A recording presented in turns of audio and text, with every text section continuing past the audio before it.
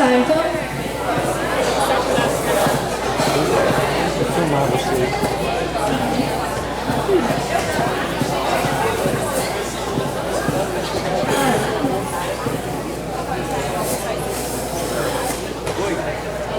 Essa mesa agora se chama Economia Solidária e Agricultura Familiar. Outras maneiras de se produzir, consumir e distribuir.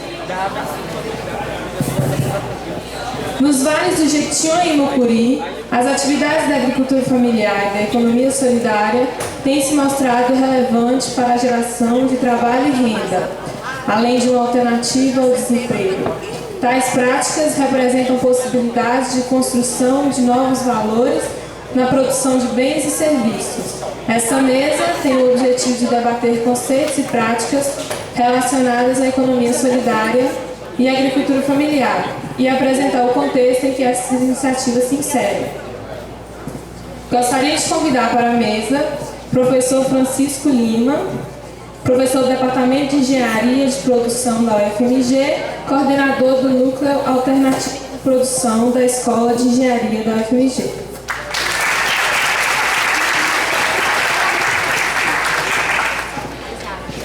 Gostaria de convidar Antônio Barros Assunção, pesquisador da UNEB, da UFVJM, Grupo GEPAF, do NICA.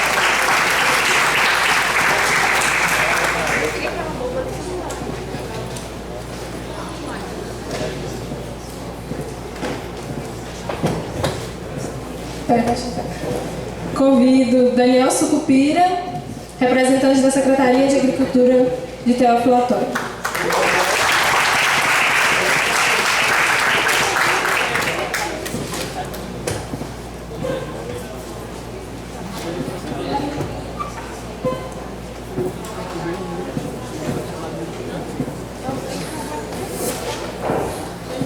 Convido agora Joana Lobac, diretora da APJ, Aprender a Produzir Juntos.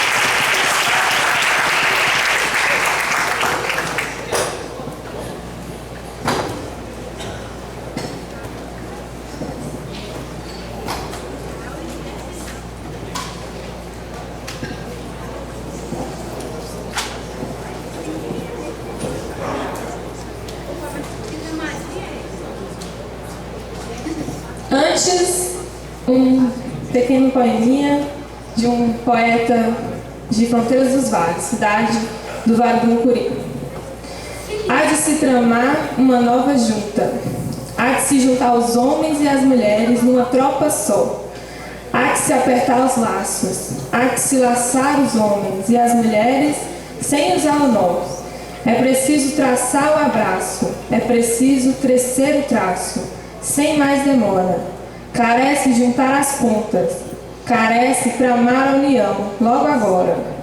Antes que se vá o sol, antes que se desperdice a tropa, e se apague o traço, que se destroce a junta e se desfaça o laço, cedo, sem fazer alarde, antes que tarde, há que se dar o abraço. Poema de Gonzaga Medeiros. Passo a palavra agora ao professor Francisco Lima. Boa tarde. Não, eu vou acompanhar.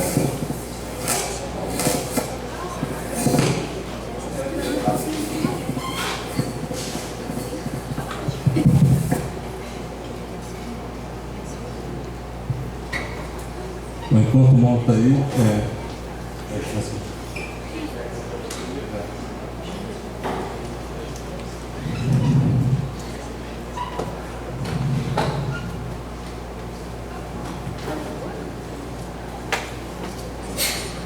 bom, dentro desse tema da agricultura familiar e economia solidária, eu escolhi falar um pouco de uma experiência que eu tive aqui no norte de Minas. Eu também sou da região do Vale do São Francisco e acabei me envolvendo com a implantação do biodiesel, não da indústria de Montes Claros, mas da fábrica, né, da refinaria, mas com o fornecimento de matéria-prima, que em função do serviço social acabou envolvendo a agricultura familiar. E pode passar, então. E aí eu acho uma boa ocasião para a gente discutir essa relação entre agricultura familiar e economia solidária, para ver se a gente tira alguma linha de orientação de como agir nesse campo no final. Bom, eu vou tentar assumir aqui, eu defender uma posição um pouco, um equilíbrio talvez um pouco difícil, que é dizer que talvez uma das fraquezas da economia solidária seja de não saber aproveitar suficientemente bem o que o capitalismo tem de bom. Então tentar fazer esse equilíbrio um pouco perigoso, mas que eu acho que é necessário para entender os problemas que a gente vive. Então eu coloquei para deixar clara, bom, nunca é suficientemente clara, né, mas para tentar deixar minha posição em 3 pontos. De que a economia solidária, ela não é uma alternativa, ela está dentro da economia capitalista, que o capital, ao se desenvolver, acaba criando formas coletivas de produção pseudo-solidárias, só que ele não consegue ir até onde é possível ir nas próprias formas que ele vai desenvolvendo, dadas as contradições que nós conhecemos e os limites que são inerentes ao capital.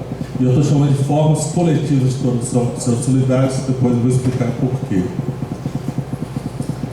E a terceira tese é que dentro desse movimento apenas a economia solidária e o potencial e o aspecto positivo teria condições de, no interior ainda das relações capitalistas, se apropriar e desenvolver essas formas coletivas que o capital desenvolve.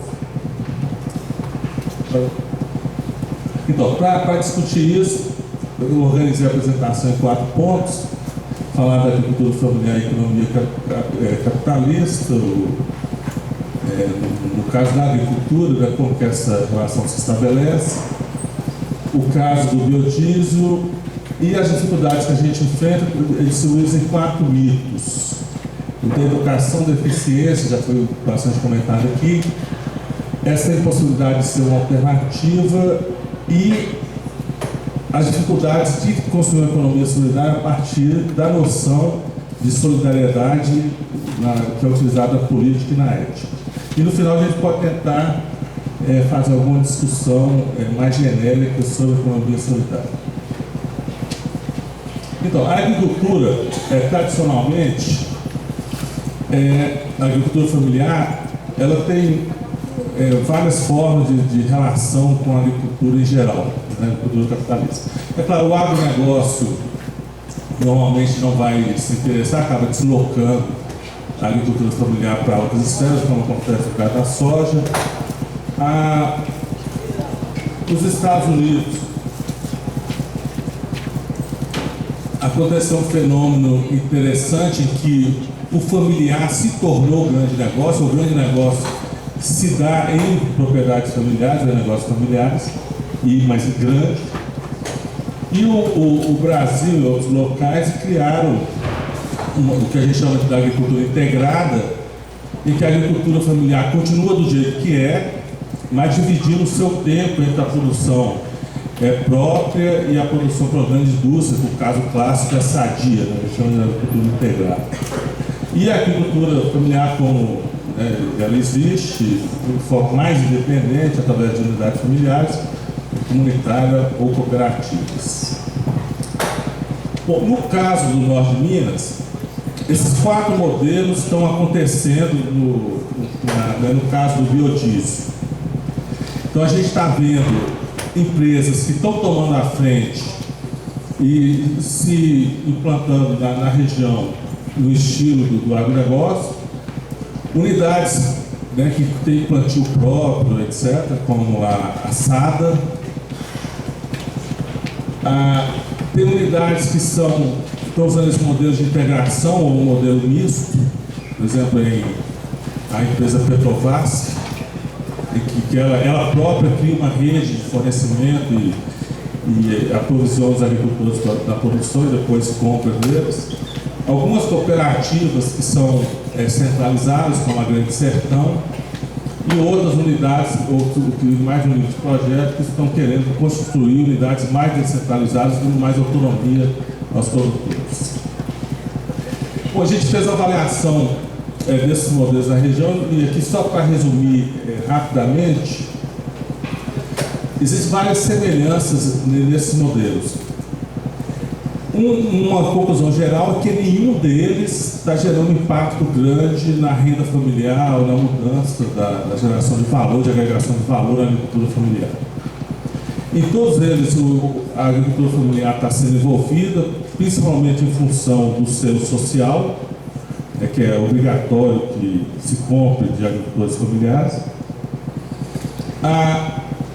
Isso não tem alterado essencialmente a forma do agricultor produzir, ele continua com a produção consorciada, o que não representa risco de segurança alimentar, como se fala muito, principalmente no exterior do país, em que o biodiesel iria deslocar a produção e concorrer com a produção de alimentos. Mas tem diferenças também muito importantes, por exemplo, em relação ao financiamento.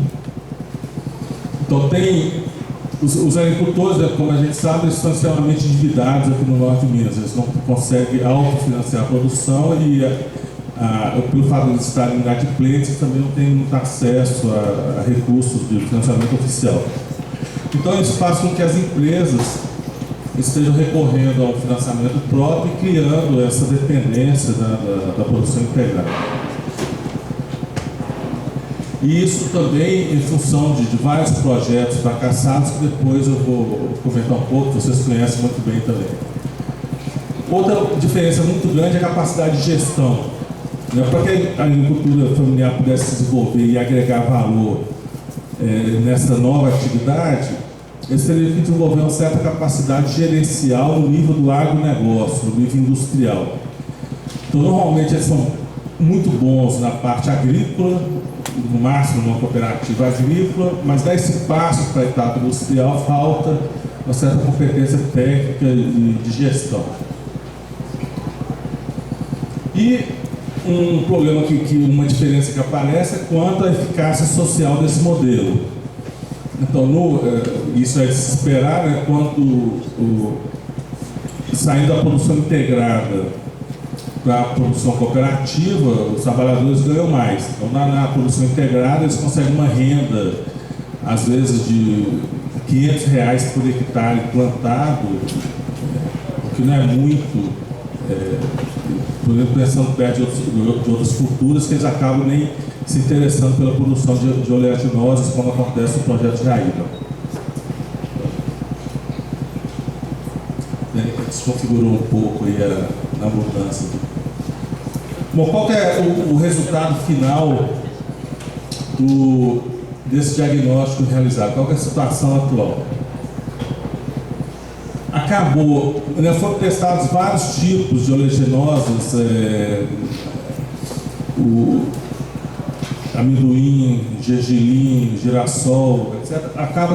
O que está prevalecendo é a mamona, porque ela tem um valor de mercado melhor, que não é o mercado do biodiesel, então as empresas estão comprando, estocando, atende o selo social, mas não é exatamente integrando a cadeia produtiva do biodiesel, que está sendo abastecida pela soja, que vem de Goiás, Mato Grosso, ou parte do Nordeste mineiro.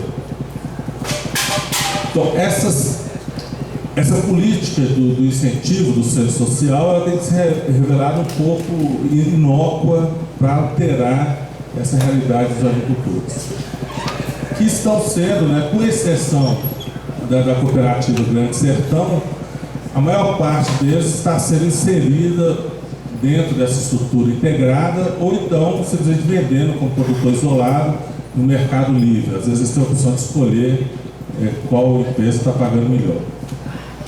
Pode olhar. Bom, o que essa situação e outros nos ensinam? Do documento sobre as possibilidades e impossibilidades do desenvolvimento da economia solidária. Então, nesses mitos, algumas coisas que são praticadas que dificultam esse trabalho, que já é difícil por natureza, esse desenvolvimento, mas que colocam mais empecilho ainda. Então, eu chamei lá o mito da educação. Já foi mencionado aqui por algumas pessoas antes de mim. Normalmente se diz que esses agricultores que são ineficientes, porque não têm formação, qualificação técnica, principalmente, e a extensão rural que é oferecida acredita muito nessa ideia, o que acaba tendo uma ambiguidade.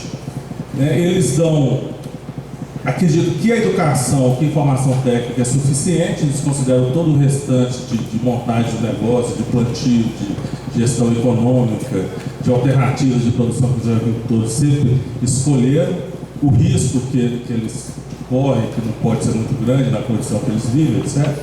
O problema de inadimplência, uma série de problemas que estão em torno da pequena produção agrícola, e acho que apenas com conhecimento técnico seria suficiente para alterar essa realidade, o que acaba não acontecendo. Diante disso, eles acabam fazendo muito pouco. Apesar de toda essa mudança conceitual, mais teórica do extensionismo rural, de que a extensão deveria se dar da perspectiva do agricultor e não da perspectiva do técnico, isso ainda não acontece na prática. Então, essa educação, ao contrário, que o educador deveria ser educado antes de ensinar qualquer coisa, isso não acontecendo dificulta sair desse limite, dessa visão limitada da educação, da intervenção, da extensão. Um outro mito é o mito da eficiência. Normalmente se diz que esses agricultores são ineficientes, ou a economia solidária em geral, quando se compara a essa agricultura ou os empreendimentos de economia solidária com empreendimentos privados, capitalistas. Por trás disso, da ideia de que eficiência é eficiência de uma empresa, que eu consigo medir a eficiência de um agente econômico isolado, ao invés de perceber que essa eficiência é apenas um ponto, numa rede, numa trama complexa, em que essa empresa, por uma série de razões, consegue sugar valores, energia e riqueza social e se apropriar privadamente, dizendo-se eficiente e legitimando a sua intervenção. Quando eu estou colocando aqui, o importante não é dizer que a noção de eficiência ela deve ser deixada de lado. E eu acho que isso às vezes ocorre com a economia solidária. É o contrário.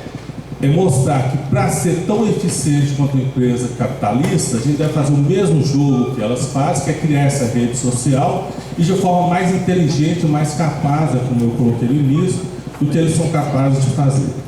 Mas negar simplesmente a eficiência em nome de outros valores, sem ir articulando eficiência e outros valores, eu acho uma estratégia delicada e difícil de se manter, de ser sustentável. Pode mudar. Bom, uma terceira dificuldade é acreditar ou colocar como a priori que a economia solidária seja uma alternativa paralela. E aí tem várias questões aqui que sempre aparecem, quais são as relações que devem se estabelecer com o mercado, como solidariedade e economia se combinam. E colocar uma questão desse tipo, fica parecendo que é um pouco chovendo no molhado, mas, bom, para que adianta ficar fazendo essa discussão mais teórica? Mas eu acho que elas têm consequências práticas importantes que depois eu gostaria de discutir. Ou seja, ela nos orienta em qual é a estratégia de ação no curto prazo e no longo prazo. Inclusive, que instituições e mecanismos a gente deve criar para fazer essa economia funcionar. Então, a primeira coisa importante que eu havia comentado no início é isso. Não dá para contrapor economia solidária e economia capitalista. Ou seja, essas formas, hoje eu diria que as empresas capitalistas são mais solidárias do que a economia solidária. Então, o capital, obviamente, porque ele não pode funcionar com valores mercantis e trocas mercantis puras, porque isso não funciona, ninguém se mobiliza apenas por isso, a não ser o próprio capitalista, mas quem está em torno dele. ele foi obrigado a criar formas de capitalização da riqueza social. São o que se diz hoje empresas rede, as organizações participativas, o trabalho de semi-autônomos, essa ideia de responsabilidade social de envolver o cliente, saúde e segurança dos trabalhadores, a relação com o ambiente, por mais que seja problemática, isso acaba capitalizando. Recentemente, as empresas de linha branca agora tem uma coisa que se chama inovação aberta, né? Você pega, joga um edital aberto à população e todo mundo pode dar sugestão para essas empresas, certamente aquele que for premiado vai ganhar alguma coisinha, mas não tanto quanto essas empresas ganham. Então esse acúmulo, essa capitalização da experiência e da inteligência social, eles fazem muito bem e a gente faz muito pouco. Uma outra questão importante é dessa relação entre mercado, economia solidária e Estado. Então eu situei ali, né, a linha tracejada para mostrar que tem essas migrações entre esses espaços. E eu queria situar a relação com o Estado aqui. É claro que, assim como as empresas capitalistas se apropriam muito mais, né, por isso que a partezinha da economia solidária é pequena, muito mais do Estado e se aparelha dele para atingir seus objetivos, a economia solidária deveria fazer isso melhor. Ter um controle social sobre a definição de políticas públicas, né? Por exemplo, a forma como, trazendo a discussão aqui para a economia, para a agricultura familiar, a forma como o selo social foi implementado e outros recursos para auxiliar, né, Pronaf e outros recursos de financiamento, elas não criam todo o potencial que poderia ser criado para facilitar o desenvolvimento dessas pequenas produções. E se não tiver controle sobre isso, automaticamente isso não vai acontecer. Ou seja, a ação do Estado, longe de onde se dá a produção, é muito ineficiente, né, para promover alguma mudança. Pode mudar. Aqui eu coloquei uma frase do Laville, que eu acho que pode servir como ponto de partida para a gente aprofundar esse debate. Ou seja, eu acho que a questão, né, nessa discussão da relação entre economia solidária, mercado e Estado, mais importante do que decidir se é possível convivência ou não, é saber como caminhar. Então, essa direção a gente tem. Só é possível fortalecer essa economia se a auto-organização social ela caminhar junto com a intervenção do Estado e com outros mecanismos institucionais. O último mito, né, que também está muito presente na atuação da economia solidária, esse da política e da ética enquanto vontade instituinte.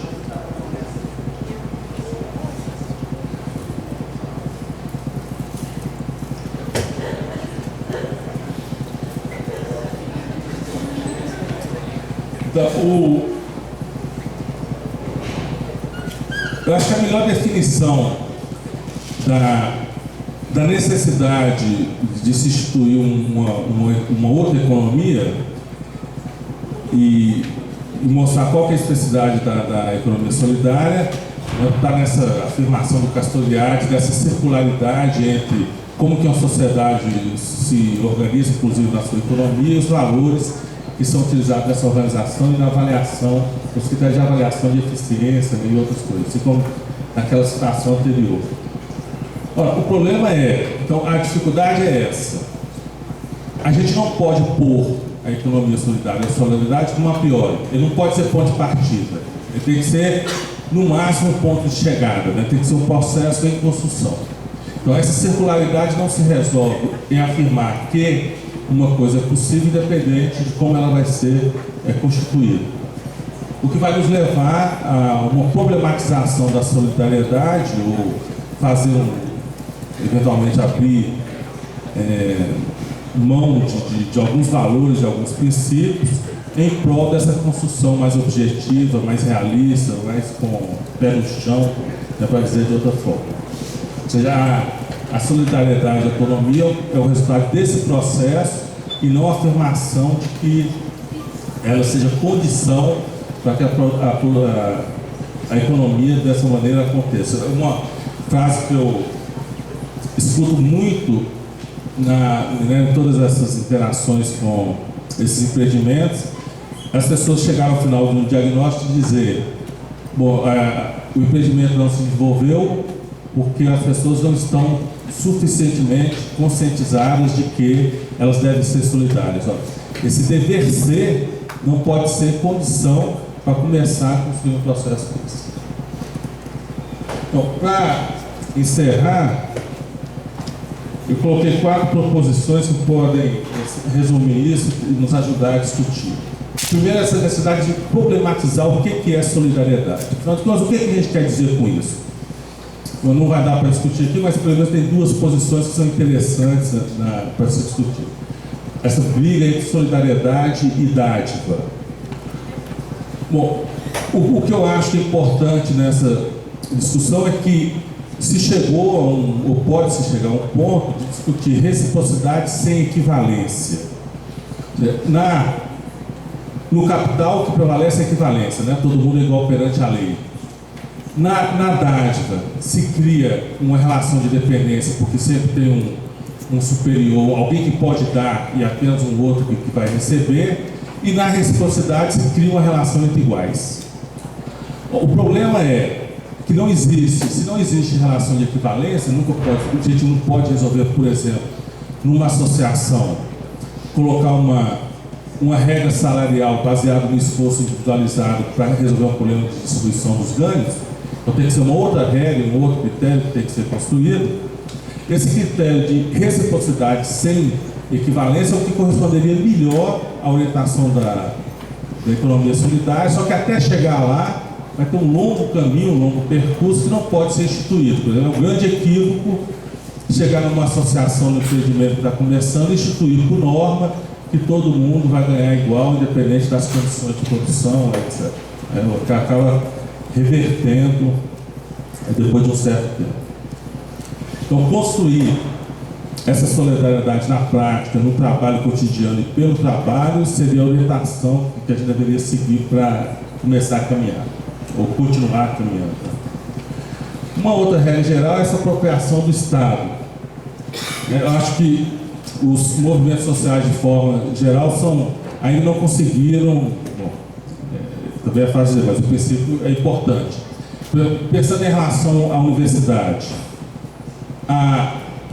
as grandes empresas conseguem se apropriar facilmente do conhecimento que a gente gera, porque elas têm uma estrutura montada e que essa absorção se dá de maneira automática. Então, quando eles me contratam para prestar uma consultoria, aquele conhecimento que eu levo é apropriado imediatamente e depois eles se viram por conta própria para capitalizar aquilo. Na economia solidária isso não existe.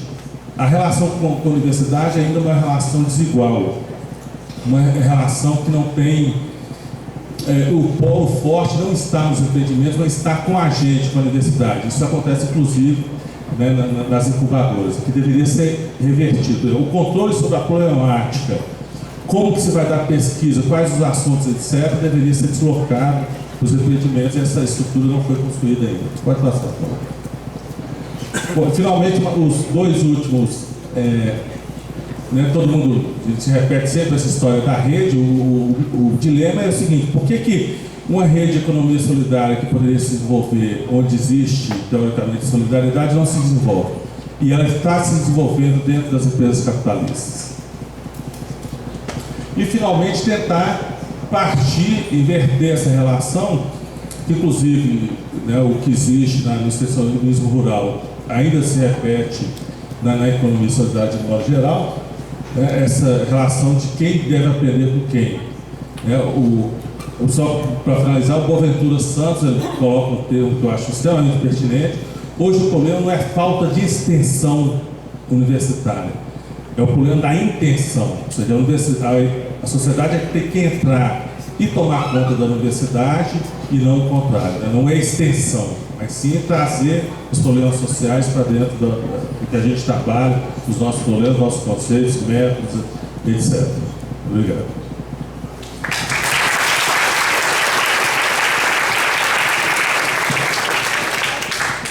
Passo a palavra agora para Tonico. Da calhação, né? Tonico. Boa tarde, gente. Senhoras e senhores, eu estou aqui com vocês desde ontem e antes da gente começar um pouco nossos comentários, que eu prometo que vão ser breves, porque eu estou um pouco cansado aí, igual vocês também. Ou não? Ou não estamos? Não? Heróis da resistência. Porque 3 meses no mesmo dia não é fácil não, né? É muita vontade, muito legal, parabéns demais às nossas queridas e queridos companheiros, né, do PCIT, que tiveram a coragem e a ousadia de fazer um encontro tão bacana e trazer tantos jovens, principalmente jovens daqui da nossa região mesmo, mas também de outras, várias regiões do Brasil aí, e muito preocupados, né, isso que é o mais bacana, acho que as questões que algum companheiro colocou, é para além do emprego, né, quer dizer, mas principalmente como fazer para conciliar essa minha vontade, né, de participar de um processo de mudança, de construção de um Brasil melhor, de um mundo melhor, mais sustentável, com mais justiça social, mais cidadania e com profissionalismo. Onde que eu entro nisso? Como é que eu, né, equaciono essa minha vida estudantil que está tão difícil, está tão fechada dentro da sala, né, com tantas ansiedades, tantas angústias. Então acho muito bacana, parabéns demais para vocês. Eu vou deixar alguns outros comentários aqui, a gente tem uma caminhada relativamente, não tão longa, né, mas uma caminhada aqui no Vale do Mucuri junto, principalmente eu, Joana, da PJ, e o Nelson Cupira. Então a gente meio que combinou algumas abordagens mais centradas na agricultura, na economia solidária, até para responder algumas questões talvez aí já foram colocadas pelo professor. Então vou deixar com eles aí um pouco essa parte. E o que eu quero conversar com vocês um pouco mais é sobre agricultura familiar, que é a minha praia, e povos tradicionais, que estaria aí também, né, dentro desse grande universo de pessoas, de seres humanos, milhares, milhões no Brasil, que vivem, né, na zona rural, na ruralidade e nos territórios, e por isso tem uma relação muito mais forte, muito mais próxima de dependência, né, e de troca com os recursos naturais, solo, água, biodiversidade. Quando o professor falou da possibilidade, né, de emprego dos engenheiros, e que seria uma tarefa enorme só corrigir os erros que tantos engenheiros cometeram aí nos nossos territórios, eu me incluí nisso muito. Eu sou engenheiro agrônomo, formei em Viçosa em 86, e então formei num contexto muito diferente do que vocês estão vivendo, embora infelizmente a universidade muda muito mais devagar do que a gente gostaria, né? A gente sente isso nos diálogos, nas conversas com vocês, mas eu me formei num contexto de que a ciência e tecnologia produzida na universidade estava num patamar completamente, né, considerado completamente superior aos diferentes conhecimentos e ciências produzidos pelas pessoas e grupos, comunidades e povos que não fazem parte desse universo acadêmico, né? Outras formas de produção de conhecimento foram descartadas, né, durante alguns séculos aí na produção nova, né, de ciência e da tecnologia. E na área da agronomia, no tempo que eu formei, a gente estava no auge, né, das teorias e teses da Revolução Verde, onde se pregava que um processo de choque de modernização tecnológica iria resolver os nossos problemas de produção de alimento, de justiça social, né, e ia ser sustentável do ponto de vista ambiental.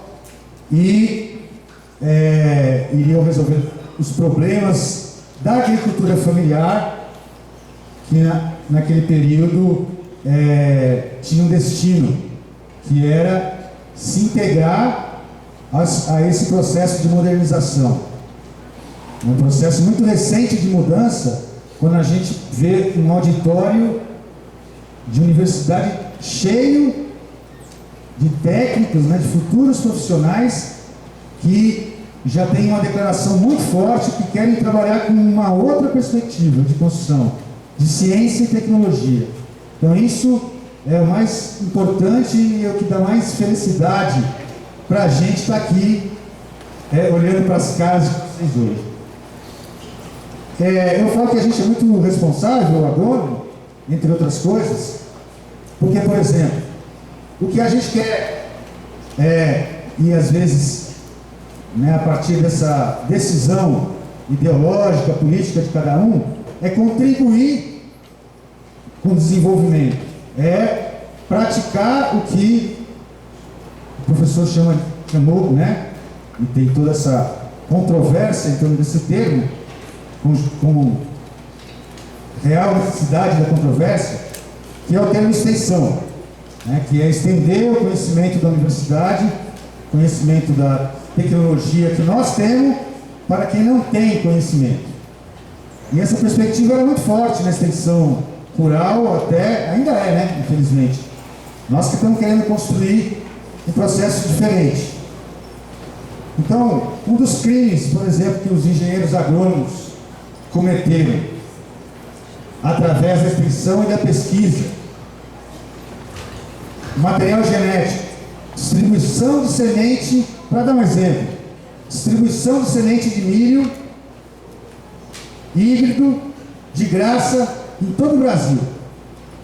Isso foi feito com muita força durante algumas décadas, financiado pelo governo brasileiro, pelas empresas, e isso redundou numa grande destruição de um material genético riquíssimo, que a gente hoje custa a estar recuperando, junto com os agricultores familiares que tiveram a sabedoria de não aceitar o conhecimento que a academia levava para eles.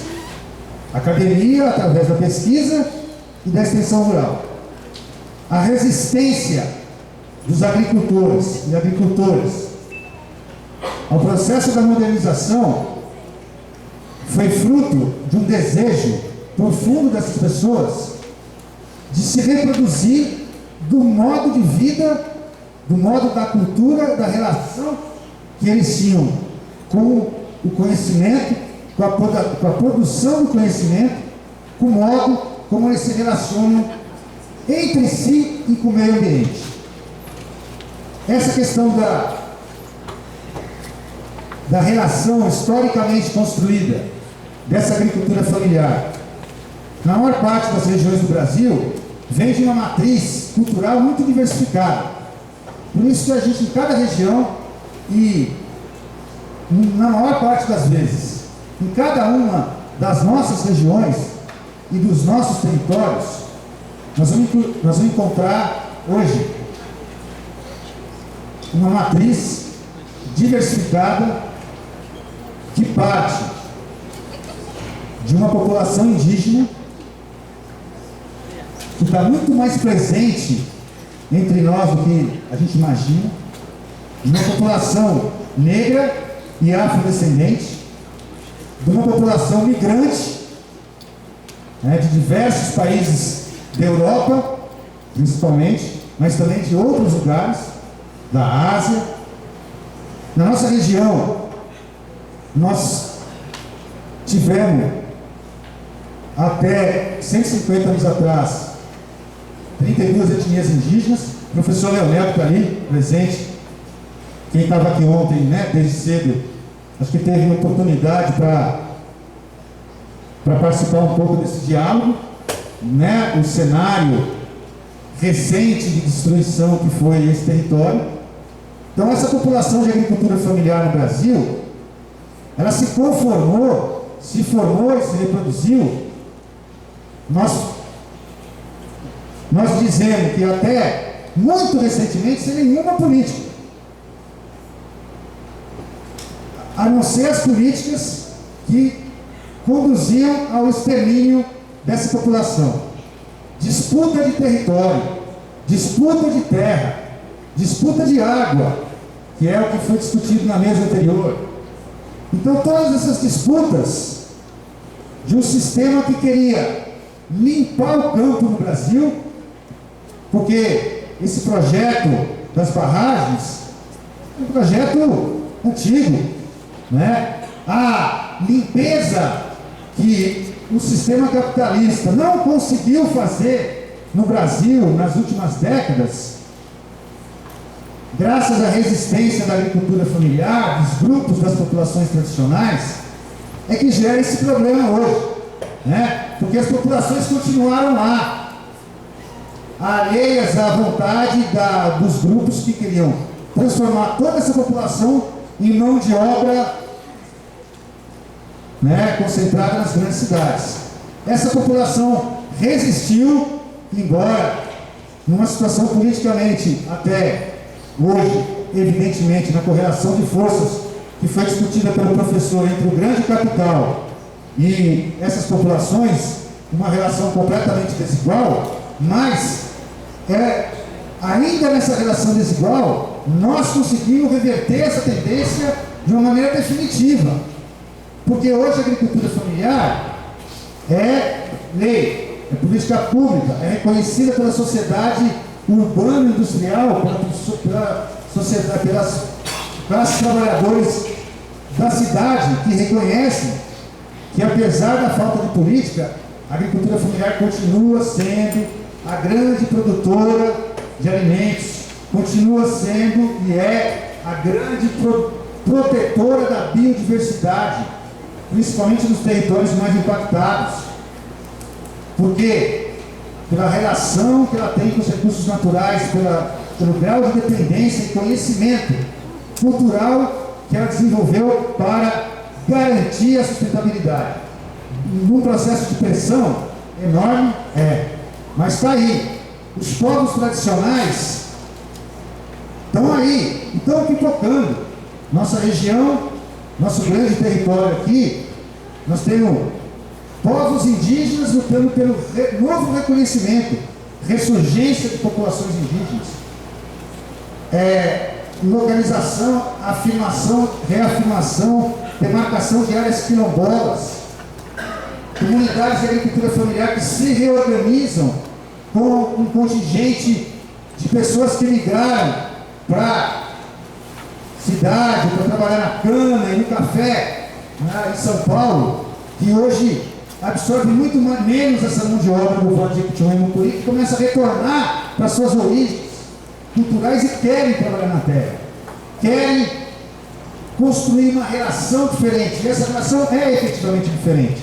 Não é uma relação capitalista de trabalho.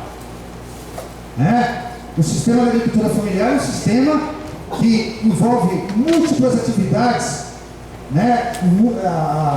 O trabalho diferenciado da família toda, num regime que muitas vezes as pessoas não sabem nem se elas estão trabalhando, né? Ou se estão conversando, ou se estão produzindo cultura, né? Elas têm autonomia do tempo delas, né? Elas têm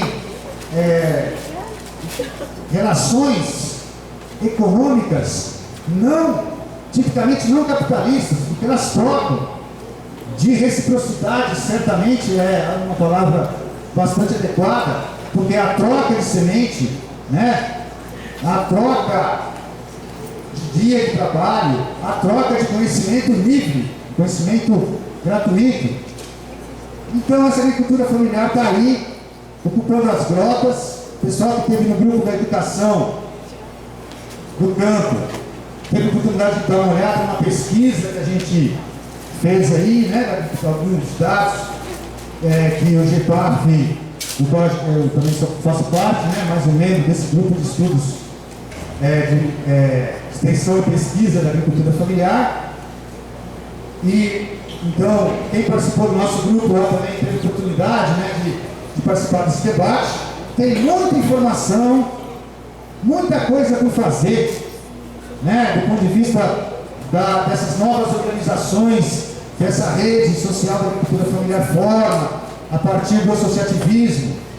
Né? A gente debate um pouco essa coisa de economia solidária. Eu tenho um conceito para mim diferente. Eu fico insistindo nisso. Estou errado, mas insisto.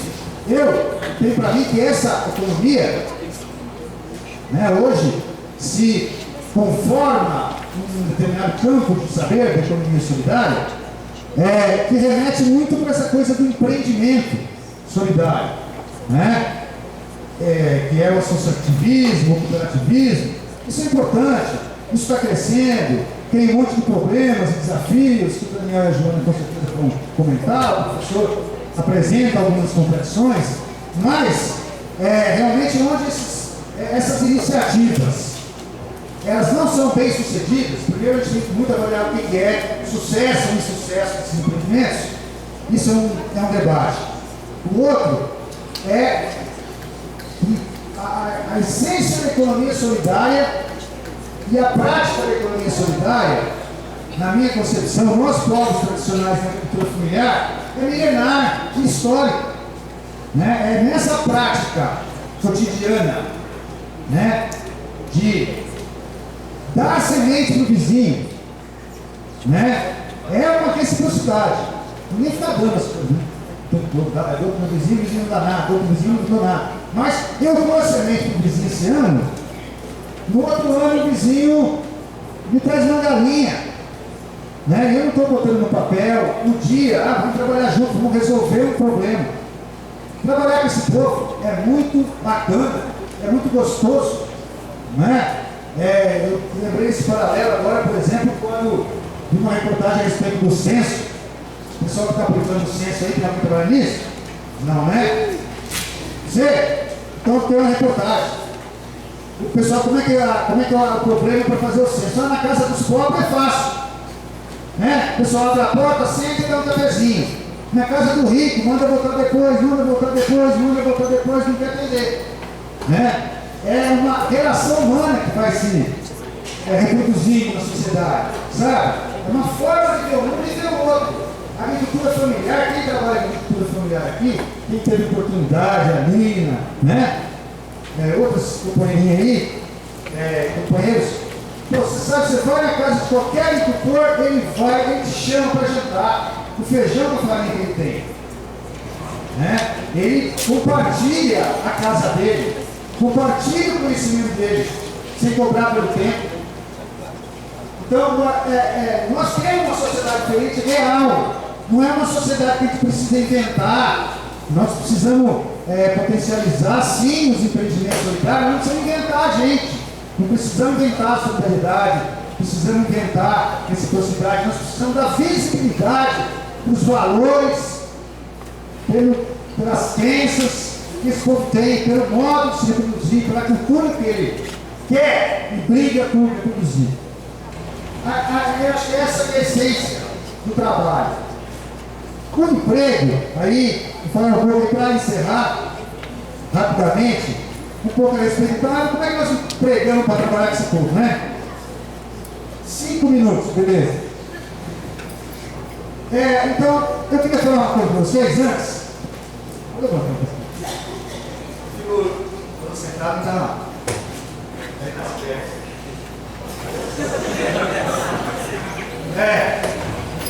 Não, é porque a questão do emprego está pegando, né? Pega no grupo, pega na sua linha, o que nós vamos fazer depois, e como é que nós vamos trabalhar com esse povo.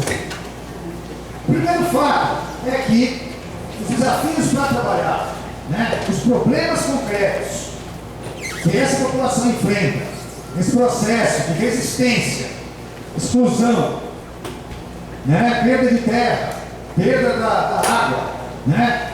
Uma reconstrução cultural, perda do mar, né?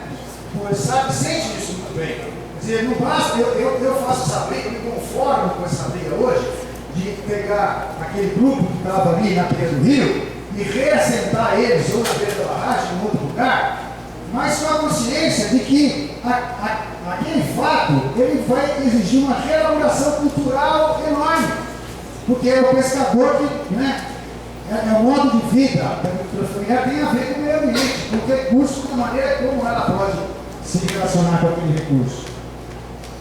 Então, os problemas decorrentes dessas mudanças, restrição de terra, os sistemas de produção, né, que a gente está aí um grupo, né, pessoas no Brasil inteiro construindo e construindo, né, um campo que a gente chama de agroecologia, né, buscando uma outra abordagem para os sistemas de produção da agricultura familiar que considera essa complexidade da relação cultural e econômica com os sistemas.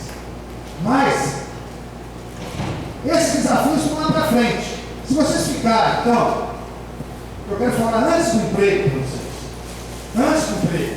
Se vocês ficarem em banco de universidade, achar que a universidade é ensino, vou sentar no banco e vou aprender, vou ficar escutando o professor falando, técnico falando, né, sempre na sala de aula, vocês podem ter ideologia política, mas vocês não vão estar preparados para os desafios que vão encontrar. Primeiro, que é aquela velha clássica que a universidade permanece, que poucos professores têm essa abordagem. Não é? Poucos professores estão aqui. Não é? Poucos professores da UFRJ estão aqui. 3, 4, né? Então, esse relacionamento com o professor parceiro são poucos. Não é isso? Infelizmente, o fato é esse. Então, estudantes, jovens, vocês têm que continuar na caminhada que levou vocês a esse encontro. Ousadia, autonomia. Vão atrás, se organizem. Se organizem, tem exemplos por aí. No trabalho fragmentado, curso do PCD é uma coisa, serviço social é outra, né? Agronomia é outra. Articule, crie grupos. Lá em Diamantina tem os companheiros lá atrás, ó, lá do Grupo Aranã. Tá vendo o Gabriel lá? Gabriel do Grupo Aranã. Ali, ó, tá chateado com o Araná. Tá querendo ficar no companheirinho aqui, ó. Mas você tem direito. É você mesmo, tá cabeça do Fluminense, rapaz. Tá chateado com você, né? Então, vocês têm que ir pra campo. O professor Léo comentou isso também, vivência. Cai no campo. Mucuri, por quem é do Mucuri aqui? Né? Mucuri tá aí. Mucuri, só o Mucuri são 27 municípios. Não é isso? Nós localizamos 600 comunidades de agricultura familiar. Tem, aí a Joana vai comprar um pouco da PJ, entendeu? Tem uma rede de entidades do movimento social. Ofereçam-se para estágio. Vocês sabem o que é estágio de vivência aqui? Quem participou do estágio de vivência? Uma companheira. O estágio de vivência é fundamental, né? Vamos para o estágio de vivência. Vai passar 15 dias na casa lá do companheiro assentado. Vai passar 15 dias lá na aldeia. Vai passar 15 dias na comunidade de agricultura familiar. Só viver com o povo para entender melhor. Para se preparar melhor, para saber se é isso mesmo que eu quero, que eu preciso. Montem grupos de estudo. Vão trabalhar com ensino, pesquisa e extensão da maneira mais articulada possível. E sai do banquinho. E enfrenta o desafio. Aqui tem o GECAF, Grupo de Estudos e Pesquisa da Agricultura Familiar. No prédio aqui embaixo, ó, tem uma sala com GECAF. Pode dar, né? Hoje tem uns 5, 10, sei lá, estagiários, monitores já no campo. Tem a PJ que está com o estagiário.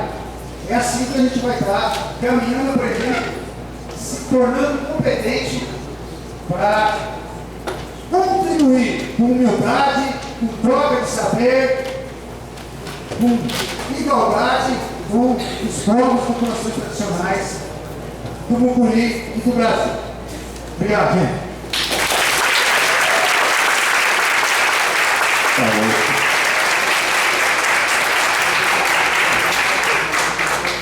Agradecer a fala de Tonico e a fala de Chico, que eu esqueci. E agora eu passo a fala a Joana Tobar. Então, uma boa tarde a todos e a todas. É uma alegria, um prazer estar aqui com a PJ, falando no encontro desse, encontro de engenheiros falando de economia solidária. Queria pedir licença ao mestre Padre Giovanni, que foi fundador da PJ. Geralmente era ele que estava aqui ocupando os espaços e hoje eu estou aqui falando. Então, a evolução da PJ que vai crescendo. Aqui em Teoflotone deve ter umas 25 empresas de pessoas que passaram para a PJ e montaram o seu negócio. E Padre Giovanni, essa pessoa que há 26 anos foi esse visionário que pensou esse projeto, e nos documentos fundadores da PJ estão lá os princípios que hoje são discutidos na economia solidária. Então, queria estar homenageando o Padre Giovanni aqui nessa fala.